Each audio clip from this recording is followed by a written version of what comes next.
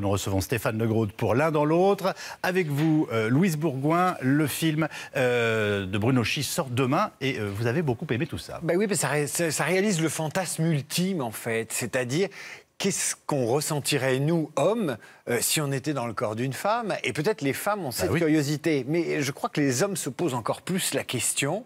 Et je voudrais savoir comment vous avez travaillé ça, comment vous vous êtes laissé surprendre par cette opportunité merveilleuse qui est d'habiter le corps de Louise Bourgoin. Alors c'est exactement ça, je me suis laissé surprendre et je n'ai pas travaillé le rôle. C'est-à-dire que je me suis laissé aller à devenir cette femme au fil des scènes, dans le regard de mes partenaires, qui me regardaient comme une femme ou comme quelqu'un de bizarre, puisque en apparence, je reste un homme. Oui. C'est à l'intérieur de moi que je deviens plus féminin.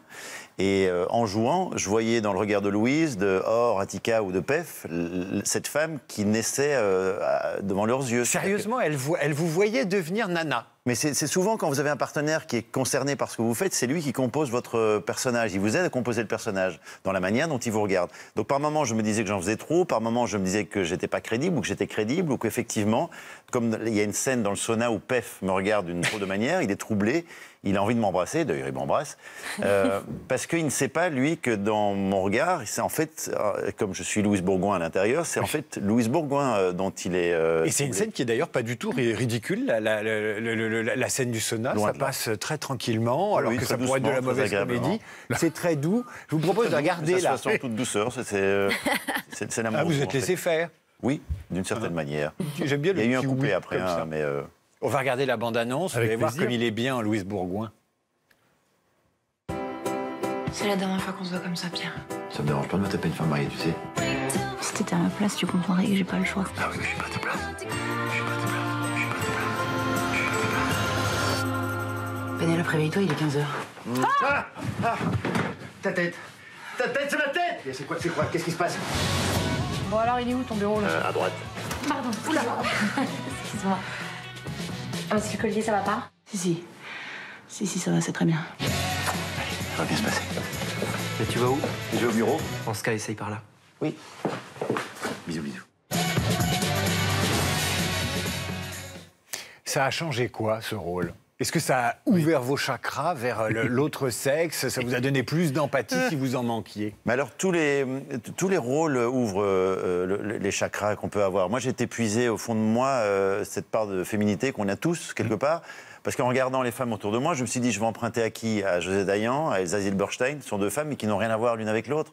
Donc je voulais pas caricaturer la femme comme Michel Serrault dans La Cage aux folles, ni Louise, elle, caricaturer un mec en illustrant une espèce de Lucky Luke d'occasion. Donc non, j'ai été épuisé au fond de moi-même, parce qu'on a inconsciemment, ou consciemment d'ailleurs, des réflexes féminins. Vous avez demandé conseil à votre femme ou pas? Non, j'ai pas demandé conseil. Je me suis vraiment, ce que je disais tout à l'heure, je me suis laissé aller, je me suis abandonné. Et comme c'est une comédie, vous vous laissez doublement abandonner. Parce que quand vous voulez faire rire, vous vous laissez glisser vous-même sur la peau de banane.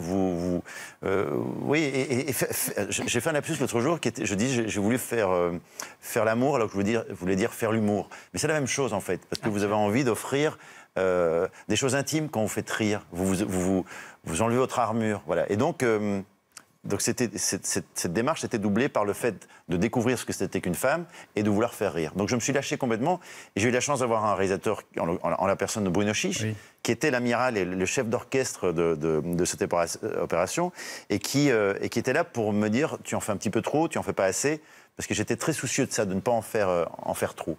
Donc, et Louise Bourgoin, est-ce qu'elle a eu un cheminement un peu comme le vôtre, c'est-à-dire d'aller de découverte, d'exploration d'une sensibilité? Et est-ce que vous échangez l'un l'autre sur finalement votre chemin intérieur, parce que c'est un cheminement intérieur que vous nous décrivez? Alors c'est ce qu'on voulait faire au départ. Vous avez fait un voyage à l'intérieur de vous-même et en même temps qu'à l'intérieur de l'autre. Alors c'est ce qu'on voulait faire au départ.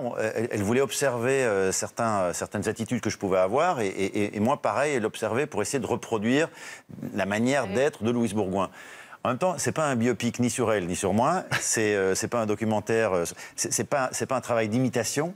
Donc on a vite abandonné ça. Louise, elle était partie elle le dit elle-même, elle était partie sur des travers un peu trop caricaturaux, du mec qui marche en jouant des mécaniques, et puis je l'ai regardé, j'ai dit, est-ce que c'est comme ça que tu me vois moi? Est-ce que c'est comme ça que tu vois les hommes?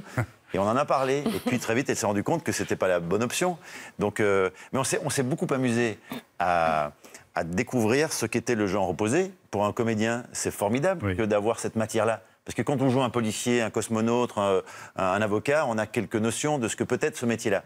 Quand c'est le genre opposé, on ne sait rien. C'est l'inconnu. Et c'est là aussi où c'était excitant, comme je le disais, de se lancer dans l'inconnu.